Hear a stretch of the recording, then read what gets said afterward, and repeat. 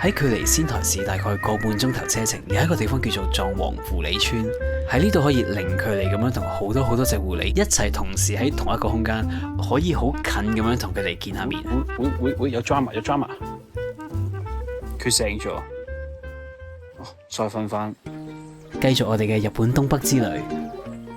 喺早幾集嘅日本東北旅行 vlog， 我哋分享咗去到仙台旅遊必食嘅仙台烤牛舌，聽落好古怪嘅枝豆奶昔。仙台站嘅周邊環境，由仙台市揸車去到藏王溫泉，想搭纜車上去睇藏王樹冰，但係又遇上大風雪去唔到山頂。但係喺樹冰高原站嗰度食咗個幾好食嘅午餐。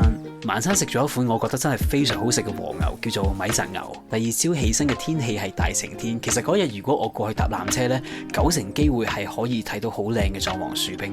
但最後我放棄咗去睇樹冰，選擇咗去銀山溫泉嗰度一日遊。但去到先發現，原來銀山溫泉唔係好適合一日遊嘅，你係要 book 咗酒店，可以喺嗰度過夜，真係感受到佢夜晚黑嗰種靚先至值得。之後就翻咗去仙台市，去咗一個地方叫做123橫丁，食咗間專賣仙台蠔、仙台牡蠣嘅居酒屋。另一個發現就係原來仙台嘅蠔都幾好食嘅。今集 vlog 會係一個2日行程嚟嘅，第一日會由仙台市出發去到鹽府市，再去到日本三景之一松島，而另一日嘅行程就係去咗藏王狐狸村同埋喺附近嘅白石市，食咗一款我第一次食但係我覺得好好食嘅料理，叫做鴨南蠻蕎麥麵，同埋去咗參觀白石城。影片開始之前，希望大家可以繼續俾多啲鼓勵 ，subscribe 我 channel， 俾個 like 條片，留個言幫手推啲 view 數，仲有順手 follow 埋我 IG 啊！同大家分享翻呢罐叫做 Asahi Super Dry 極泡罐啊，喺日本便利店好容易可以買到㗎。首先我哋要雪凍佢啦，佢係360度開蓋嘅，一開蓋之後再泡罐呢，就會有好似生啤咁綿密嘅泡泡湧出嚟㗎啦。佢係幾正嘅。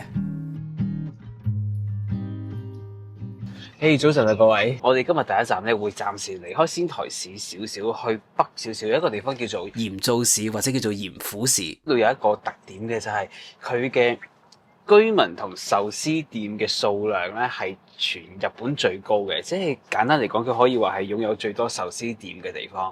咁我哋會去嗰度食一個喺網上面都幾出名嘅回轉壽司，叫做鮮回壽司。食完壽司之後咧，就會再揸車上少少去松島啊。咁我早嗰輪咧就去咗日本三景之一嘅廣島宮島，有個好大嘅鳥居喺海中心嗰個位啦。咁今日我哋就會去另一個日本三景，就係松島。至於自駕遊係咪超方便解決晒所有交通問題，同埋慳好多時間，同埋慳啲錢呢？答案其實未必係嘅。就好似我哋而家要去嗰間回仙壽司咧，我哋揾個 map 曲揾咗成10幾分鐘。咁同埋而家面對最殘忍嘅嘢就係要俾錢。嗰晚嘅停車場費係1700 yen。由仙台市揸車去鹽府市嘅時間大概係半個鐘就到，好快嘅。搭鐵路係快過揸車嘅，30分鐘內就會去到噶啦。另外，鹽府市同埋松島市其實係好近嘅，如果係搭鐵路嘅話呢，半個鐘之內就會到噶啦。但係以我哋去觀光旅遊嚟講，我係非常唔建議將呢兩個地方擺喺同一日一齊去嘅，因為喺松島好多我哋遊客會去嘅觀光地方呢，其實2、3點就開始收噶啦。所以如果你去咗鹽府市先呢，大家睇埋落去就明噶啦。之後松島個行程係會 GG 嘅。大概喺早上11點45分左右去到壽司店。哇！我哋算咗好遠。現場情況同我喺網上面做資料搜集嘅結果係一致嘅，佢係當地嘅人氣店嚟嘅，長期都係排隊，而且係冇乜遊客嘅。當時遊客淨係得我哋2個喺度等緊位。等咗15分鐘到我哋嚟到鮮回壽司。去到呢種壽司店 order 嘢食之前，我覺得不妨可以望一望，佢多數都會有個白板用手寫字寫住一啲食物嘅。佢呢個應該係今日精選嚟嘅 ，suppose 係好食啲、新鮮啲嘅。佢嘅目標群眾顧客應該係當地人啊，但係佢個 menu 好好嘅，一樣有英文同埋中文。只需要將壽司嘅 number 寫落去張紙仔度，再加埋數量咧，就可以成功落單噶啦。另外喺壽司店呢度我拍唔到太多嘢，因為呢度壽司嘅上菜速度可以用光速去形容。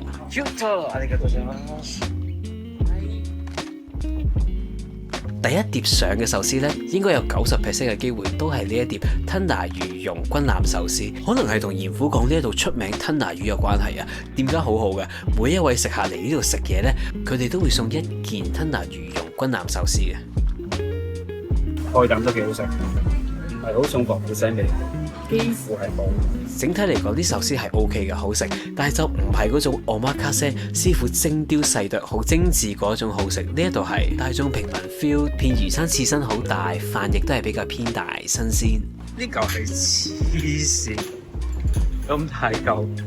呢度出名吞拿魚，咁我覺得佢個吞拿魚都 OK 嘅，但係特別覺得好食嘅係三文魚腩壽司同埋呢個灼熟咗嘅北寄貝壽司。另外我自己好中意佢呢個湯嘅，叫做鹽苦港汁鹽苦港嘅湯。有啲咩咧？我冇諗過喺湯入邊嘅吞拿魚竟然會係好食嘅。由於佢個壽司份量係偏大啊，所以我哋兩個最後都唔係食到好多碟，價錢埋單總共係大概379蚊港幣。我覺得其實佢哋算係抵食嘅。咁由於我哋係遊客，咁所以有嗌海膽啊，有 chuk 拖羅，有 ot 拖羅有剩，咁所以就要近200一個。大部分呢個時間嚟食嘅朋友仔咧都係食 lunch set 嘅，咁就大概係100蚊港幣左右就食飽噶啦。就喺回鮮壽司對面有一間對於我嚟講好神奇嘅七仔，因為佢係超大間嘅，超級七仔，好似超市一樣咁大嘅 seven。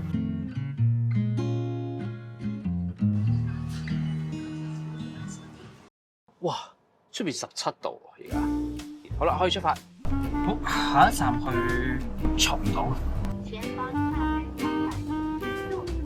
由鹽府市出發去松島，無論係揸車定係搭鐵路咧，都係大概30零分鐘左右。喺今次嘅旅程加入松島呢個地方，其實係有個原因嘅，就係對上一次我去到廣島旅行，我去咗另一個日本三景叫做宮島。宮島我係非常之喜歡嘅，我覺得係一個好精彩嘅旅遊點。咁所以今次見到宮城縣喺仙台附近有另一個日本三景松島，所以就嚟睇一睇。啊，係松島啦！會見到咧島上邊好多松樹，呢個就係日本三景嘅其中一個特色。日本三景都係圍繞住海嘅。係啊，點搞啊？喺松島嘅第一站，我哋本來想上去一個觀景台嗰度嘅，但係條路唔知點解封咗，點算？好彩有另一條路可以去到嗰度，同埋頭先我咪話17度好熱嘅，但係行行下竟然見到地下有雪啊！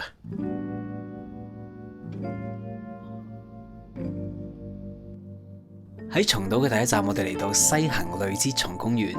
咁點解要嚟公園呢一度咧？就係因為呢一度嘅位置係高少少嘅，就可以喺個高啲嘅位置望到唔同嘅島嶼同埋海啊。因為我見到好多遊記咧，我哋如果去到松島嘅觀光區嗰邊咧，就係喺一個海平面嚟嘅，睇唔到一個壯闊啲，即係可以見到多啲島嶼、多啲海嘅一個景啊。所以就嚟咗公園呢一度。同埋呢個地方如果唔係自駕遊，搭完鐵路要上嚟呢，係要行山路嘅，咁所以我有揸車，當然係上嚟望一望。網上面話嚟松島最佳嘅季節應該係春季或者係秋季，因為春季就會有 cherry blossom， 如果係秋季嘅話咧就會係紅色、黃色嘅植物。而家冬季就有雪，我哋試一試呢啲係雪定係已經變咗冰嘅雪？唔知大家明唔明我講咩？佢已經唔係粉雪嚟㗎啦，係冰粒。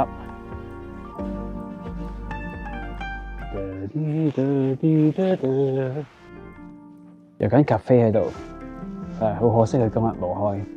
本來我以為上到一個高啲嘅地方可以望到一個特別壯闊、特別靚嘅松島景色啊，但係當我上到嚟之後，又發現呢個位置又唔係真係好高，會見到好多樹，亦都會見到海，但係松島嗰啲小島方面就唔係真係睇到好多嘅。但係喺春季同埋秋季應該就值得上一上嚟嘅，因為我喺網上面睇到啲相呢，下邊嗰啲全部都係櫻花嚟嘅，所以到櫻花開嘅時候，呢個位係超靚嘅。再發生咗另一件事就係，其實係我自己衰嘅，超得就係冇睇到煙通寺同埋穗鹽寺嘅開放時間。佢哋係嚟松島旅遊嘅大景點嚟嘅。冬季時間呢，佢哋其中一個就係山3點半，另一個係山4點，所以即刻衝落山。嘿，超講啦！今日淨係參觀到煙通寺，因為煙通寺山4點，而家嘅時間係3點25分。佢哋收4點嘅意思係，你最後嘅進場時間應該係3點零左右。當時我哋3點半去到呢，都係入唔到場嘅。原來松島係玩早場，一去到3點半4點咧，基本上就係所有寺廟都會閂晒，同埋係啦啲食店啊、手信店都會開始閂。應該唔單止係寺廟啊，因為當時咧圍住寺廟嘅商圈嘅鋪頭都開始閂㗎啦。呢一間係好出名食一個炸月子飯嘅，咁我哋當時3點半去到咧，都已經係閂咗㗎啦。所以嚟松島咧就唔可以好似我咁樣瞓到11、2點咁樣過嚟，係要11、2點就到呢一邊，就會穩陣啲。同埋大家喺去之前記得要做定資料搜集，因為佢哋嘅開放同埋休息時間咧，冬季同夏季都係有唔同嘅，所以要睇清楚。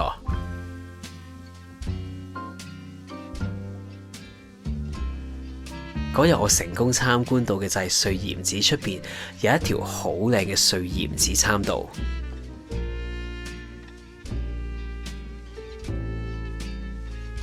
由穗鹽寺呢邊沿住參道行出去呢，就會見到海㗎啦。喺松島另一個行程就係搭觀光船，我今次就冇玩過。嗱，如果可以俾我揀多次嘅話呢，我會坐觀光船 skip 咗頭先嗰個高少少嘅觀景台。嚟過一次之後，我覺得松島係適合近距離同佢接觸嘅，近少少反而可以清楚啲望到唔同嘅島嶼上面嘅松樹，或者係上面啲建築物嘅形態，甚至係行過去。我係覺得近距離啲反而可以睇到更多。如果可以早少少嚟到呢一邊，呢一度應該係熱鬧嘅，因為手信店啊、甜品店、日式小食檔嗰啲都係喺呢一帶。我喺呢度買咗個布甸。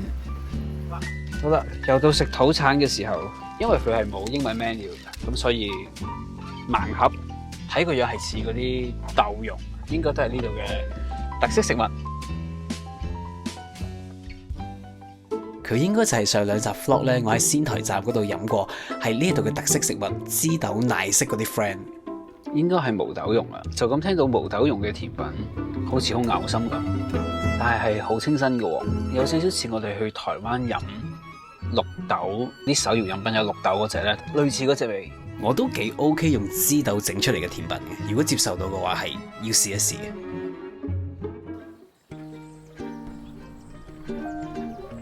最後一個任務就係去行嗰條好長嘅橋，咁之後就翻去啦。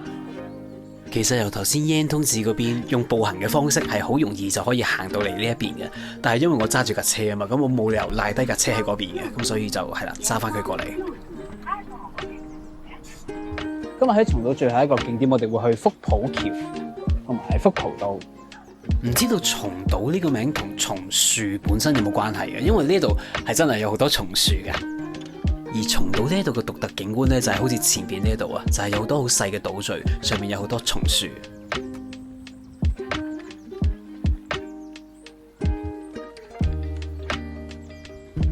今日喺松島，我覺得最靚嗰個風景係呢個位福浦橋呢一度，並唔係喺觀景台嗰度。同埋加上而家黃昏咧，嗰個顏色好靚，好強勁海鷗嘅聲音。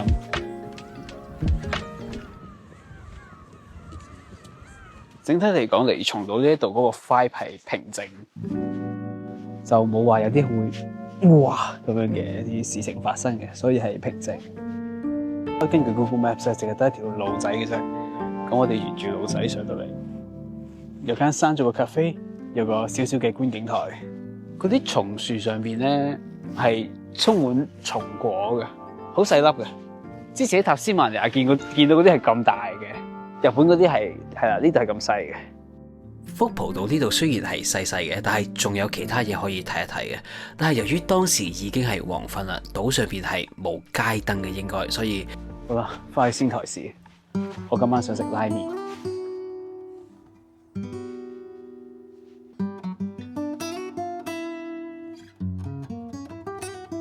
好需要暖氣。其實出邊都唔算好凍，8度。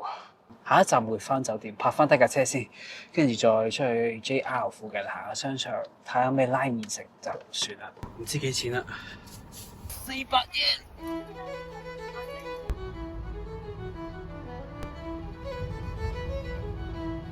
而家我喺高速公路上面，咁咧最高係行80嘅，咁而家我係徘徊於80，咁有時可能踩多少少油就多少少噶嘛。但係你記唔記得我隔離嗰啲車啊？其實我一格咧係真係行80嘅，係得我行緊80嘅，全部都係90幾100。我新嚟到間叫做大書郎嘅拉麵店嗰度食拉麵。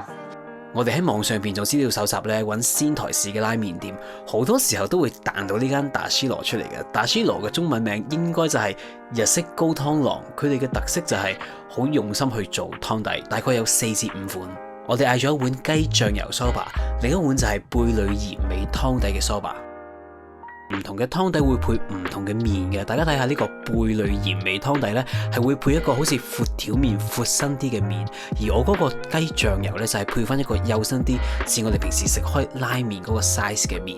我覺得佢好用心機做嘅清湯麵。如果你嚟日本追求食嗰種麵嗰個湯底係好濃啊，張住豬骨好濃稠，有貝汁，一飲落去會哇一聲嗰啲呢，呢一間應該唔係你心目中想要嘅嗰種，呢一間係真係清湯。兩碗相比之下，我覺得雞係相對冇咁特別嘅，雞嗰碗豉油味重啲。咁另外我哋有嗌貝類湯嗰碗，海鮮湯嗰碗咧就冇咁鹹，就多啲貝嘅味道。宵夜方面喺呢個 trip 裏邊，我試咗2間，我覺得係 OK 嘅。位置喺最近仙台站嗰個 block 嘅名掛町商店街，即係有頂嗰條主商店街。日式餃子店，我覺得呢間係幾好食嘅，同埋嗰啲店員好 nice 啊，係嗰種細細隻一口一啖好香脆嗰啲日式煎餃。另外有間章魚燒店，我又係覺得都幾好食嘅，就係呢一間。咁同頭先餃子店嗰個位置係好近嘅，喺對面過少少嘅啫。炒麵同章魚燒之間嘅選擇，如果你個胃淨係食得落其中一款嘅話呢，2款都 OK 嘅，但係我會更加推章魚燒。個人覺得佢章魚燒嘅味道係 above average。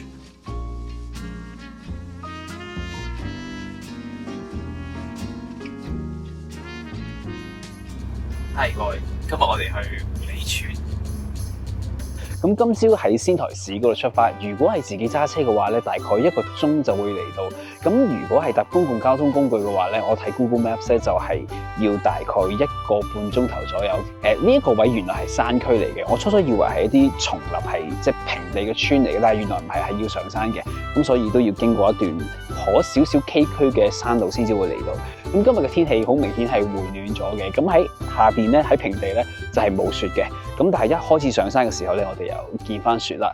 同埋頭先點解我會講崎嶇嘅山路咧？就係我見到係有的士上嚟嘅，有好多朋友真係喺平地搭的士上嚟，我估都幾貴嘅應該，因為條路都幾長嘅。我盡量形容一下藏王狐狸村嘅位置。藏王咧原來係橫跨咗宮城縣同埋山形縣嘅。之前搭纜車上去睇樹冰浸溫泉嗰個位咧，就係山形縣嗰邊，而狐狸村呢度就係宮城縣呢邊。由仙台市去狐狸村應該係要 over1個鐘頭啊。咁而比較近狐狸村嘅城市就係白石市，咁嗰度都有啲嘢可以睇嘅。咁遊覽完狐狸村之後，就可以順便去埋白石市，先至翻仙台，咁就可以去多一個地方。好，我哋嚟到啦。呢一次旅程嘅最後一個大景點咧，我哋會去藏王狐狸村啊。我嘅車好污糟啦，因為經過結冰，有好多冰雪嘅路段，所以污糟晒。同埋喺我身後邊咧，好靚嗰個雪山咧，就係早2日我哋去嘅藏王嘅，應該係樹冰嗰個位，就係喺個山嘅對面。雪山真係好靚啊！即係每次你喺平地嗰度，跟住越上越高，一見到白色頂嘅雪山咧，就會哇一聲。已經聞到一陣味道喺入口呢度。我諗起我屋企個貓沙兜啊，呢隻係鹿嚟嘅係咪啊？好慘啊！佢俾啲雪擁住咗。我哋睇睇啲規矩，唔可以掂狐狸，除咗可以行嘅路之外，其他路都唔可以行，唔可以帶自拍棍，唔好喺入口附近停留，注意隨身物品唔好跌落嚟，因為狐狸會偷咗。係啦，同埋如果佢咬你咧，同埋佢偷咗你啲嘢咧，風險係自己承擔。呢度嘅入場費係1500 yen 一位。咁喺入口附近咧，佢有啲籠咧，就係養住一啲可能當時係需要特別照顧嘅狐狸。咁之後佢有個放養區嘅，就係呢個位置啦。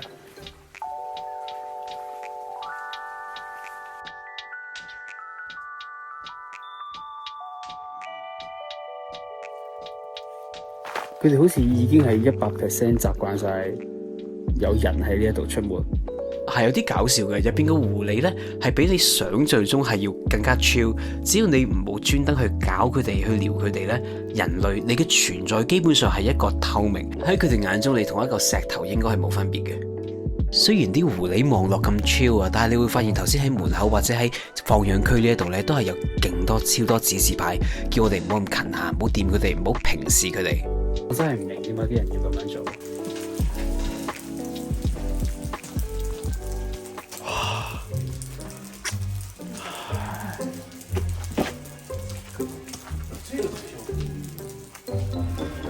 真係搞唔掂咧，唔好咁啦，唔好俾隻手去咬啦，仲要控個頭埋去。Oh my goodness！咦？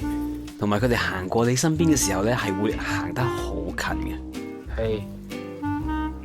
咁啲狐狸就係全部都每一隻都喺度 chill 緊，勾痕，周圍行下，大部分都係瞓緊覺。咩咩啊？佢哋只係貓同狗嘅混合體。佢醒咗。哦，再瞓翻。係嘅，佢哋瞓緊覺嘅時候咧，睇落真係好可愛、好溫順。你會可能會有個錯覺係可以掂下佢哋，但係千祈唔好。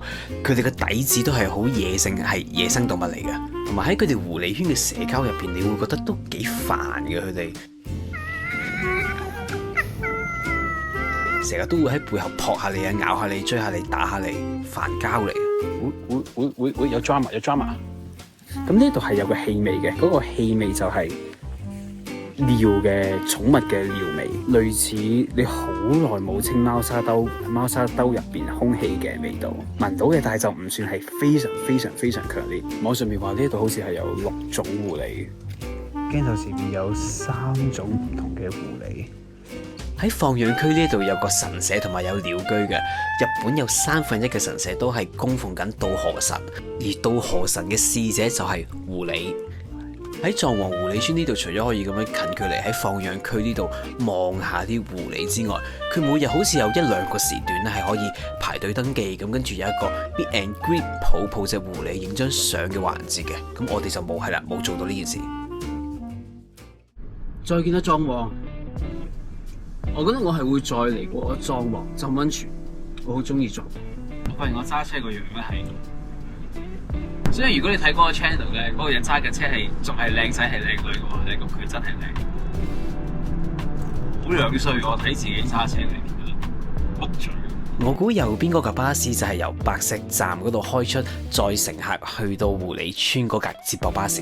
如果大家嘅基地喺仙台市仙台站嗰邊呢，離呢一度都係有段距離嘅，淨係去狐狸村會有啲嘥，所以可以順路遊覽埋白石市。當時我要去嘅下一個目的地係去油站啊，要入油。哦，我知啦 ，Regular 喺中間。哇，呢支好有型，可以爬一爬。Regular， Yeah， food yes。喺呢個時候，我見到有位好熱情嘅老太太攞住塊抹車布行出嚟。唔使啦，當時嘅情況非常混亂啊，因為我不停拒絕啊，我唔可以俾一位老太太幫我呢個後生仔抹車啊，實在唔得啊。哦，OK，thank you。我好唔好意思啊，婆婆咧攞住塊布出嚟，佢叫我行前啲俾佢抹，我死都唔使前啲架車噶啦。跟住之後咧，入油哥哥又話唔使啊，唔使駛去前邊。好彩最後我係成功咗，抹車呢一件事最後係冇發生嘅。本來我諗住收手唔拍噶啦，咁我落咗山去油站入油之後咧，我就問油站職員附近有冇啲好嘢食啊？咁就喺油站隔離咧，佢話有間食梳巴好好食嘅鋪頭係 OK 嘅，咁我哋就嚟咗呢一度。我之前做資料搜集嘅時候咧，嚟山形縣咧食麵食係非常之 OK 嘅，梳巴啊、烏冬啊或者係其他鄉土料理嘅麵係啦。咁咁啱遇到梳巴店，咁就即刻衝入嚟食。咁好早生檔嘅，2點半就完嘅啦。佢哋淨係做 lunch 嘅，即係11點朝頭早至到去2點半。咁價錢方面咧？就係冷嘅梳巴大概最平係800 yen， 至最貴嘅鴨肉係1300 yen 一份。咁同埋我忍唔住拍嘅原因就係呢度好有嗰種日本鄉郊小店嗰種間住，除咗有坐喺度嘅台凳之外咧，都有好和式，即係要除鞋跪喺度嘅嗰一種，係個感覺好 cosy。啊，你個多謝啦。如果我冇 get 錯嘅話，呢一款料理嘅名叫做鴨南蠻蕎麥麵。佢有少少似一個蕎麥麵版嘅煎麵。首先佢會有一份係冷嘅蕎麥麵，之後就會配一個好濃嘅鴨湯。我上網睇過個 recipe 啊，呢一款料理應該係有2款必備嘅材料嘅。首先就係煎香咗嘅鴨肉啦，同埋用鴨油爆香咗嘅葱。小食方面嗌咗個豚角柱，哇！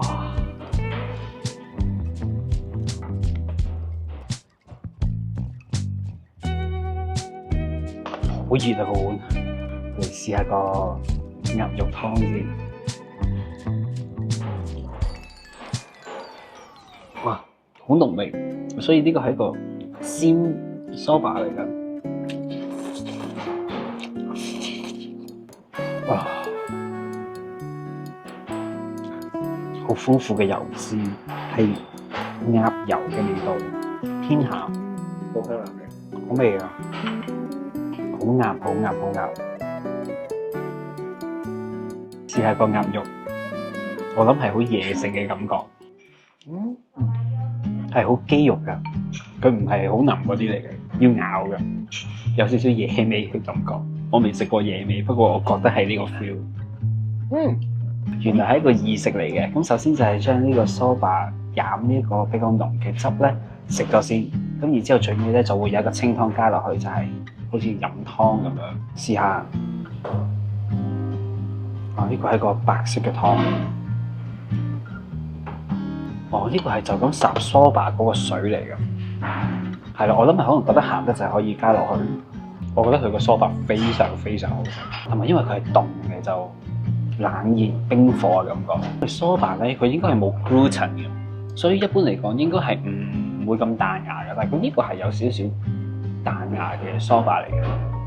我估嗰個原因係咁嘅，因為出邊食到個蕎麥麵呢，其實比較少係100% 蕎麥製造嘅，好多時候都會加入麵粉，因為加咗麵粉之後呢，嗰個麵會容易啲去成型啊，所以有陣時我哋食到個蕎麥麵會散啲，有啲就會多啲彈性。唔好忘記個豚角柱喎。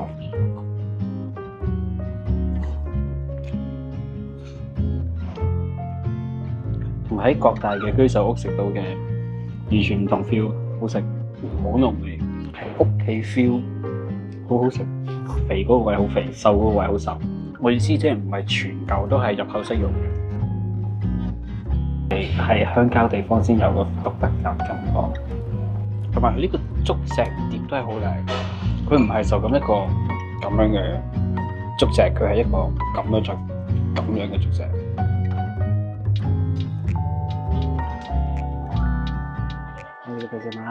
Thank you。甩鞋帶。前面呢間鋪頭係各種太鼓製造同埋發售，或者係修理。入邊有一個高過我嘅太鼓。入邊個男人都好大嚿喎，果然係打太鼓啊！其實呢度仲有個白石公園。佢收4點啊話，因為根據之前去松島嘅經驗啊，如果一個景點同你講話佢收4點呢，最後嘅進場時間應該就係3點零，最後3點半嘅，所以出發前係需要睇清楚先。下一站會去埋白石城嘅，距離呢度大概3分鐘車程嘅啫，所以去埋係啦。呢啲地方真係可能一生人只會嚟一次，所以可以去嘅話就去埋。依家畫面左邊嗰個建築物係釀酒廠嚟㗎。睇翻白石市嘅 website 咧，去到白石市參觀酒廠係佢哋其中一個好重要嘅行程嚟嘅。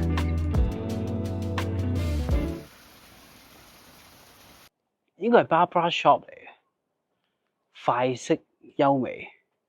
白石城就喺我前面，而家嘅時間係2點9，希望可以入到去望一望。因為今次嘅旅程，所有呢一種類型嘅景點，全部我都揀唔到。尋日嘅伊達正宗失敗咗。煙通寺失敗咗，瑞賢寺都失敗咗。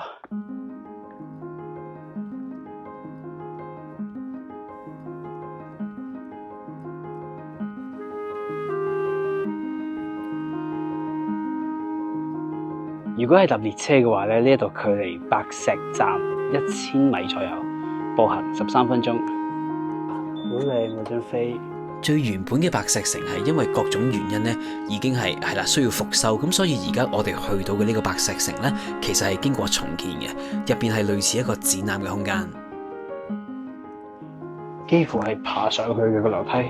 行過去啲樓梯之後，我有少少唔明以前咧，如果將軍喺天守閣喺上邊，而我係做送餐嗰個，我係點樣可以揸住一份套餐、一份食物行過呢一條樓梯而唔倒瀉、唔跌親？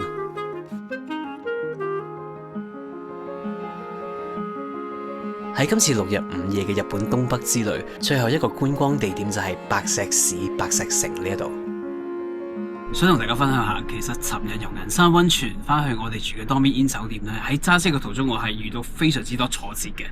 個原因係導航系統啦，同埋 Google 兩個同時係帶錯咗我哋去好多地方嘅，即係嗰個導航係錯啊。例如佢叫我哋喺啲唔應該去 U-turn 個位叫我哋 U-turn 啦，嗰度有個牌寫住唔可以 U-turn， 但係個 GPS 係叫我哋 U-turn 嘅。Both Google 同埋車入邊嘅 GPS 都係咁。咁所以而家我係非常之緊張，即係要翻去仙台市嗰個位，嗰個係有啲難搞嘅。咁我哋而家偏咗喺嗰個停車場嗰度，即係尋日我哋拍嗰個雄心壯志，早少少翻去。希望成功。如果今次由白石市揸車翻仙台市酒店附近嘅停車場，呢一程路都係唔順利嘅話呢，應該係會對我下次自駕遊嘅信心同埋成個高漲嘅情緒有一個好大嘅打擊。好彩喺呢一程車入邊，導航系統嘅發揮係非常穩定同埋精準，所以好順利就翻到仙台市啦。我終於翻到嚟啊！我冇俾玩殘啊！尋日發生咩事啊？尋日好邪，我覺得。我開心翻啦，啲自信翻嚟。我尋日真係被擊倒咗，根本就好易行條路。係尋日唔知夜晚黑啲網絡 gel 住發生咩事。即將到達目的地附近。好啦，各位，我哋今日就傾到嚟呢一度先啦。離開前，希望大家可以繼續俾多啲鼓勵 ，subscribe 我 channel， 俾個 like 條片，留個言幫手推啲 view 數，仲有順手 follow 埋我 IG 啊！我哋下次見。